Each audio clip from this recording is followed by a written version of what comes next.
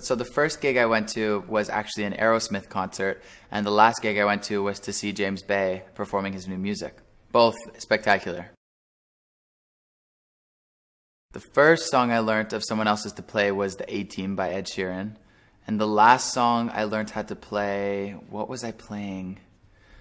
Was probably another Ed Sheeran song. I think I was learning how to play Dive the other day. The first instrument was the piano, and the last instrument, which is still a process, is me trying to learn the drums. First song I wrote was In My Blood, and then the last song I wrote, what was the last song I wrote? If I remember correctly, the last song I wrote for the album was When You're Ready. The first series I ever binge watched was, oh my god, these is like this, I gotta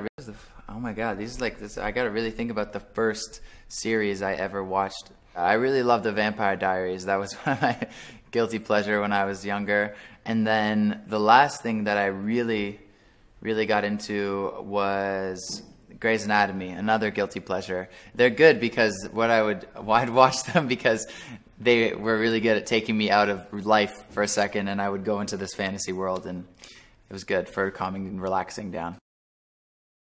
The first book I read was The Hunger Games. That was also the last book I read. I finished reading, I will say. I've attempted to read about 10 books in between those two, but I haven't finished any of them. My first tattoo was this tattoo here, which is the Toronto skyline, a voice note of my parents and sister saying I love you, and trees reflecting on water.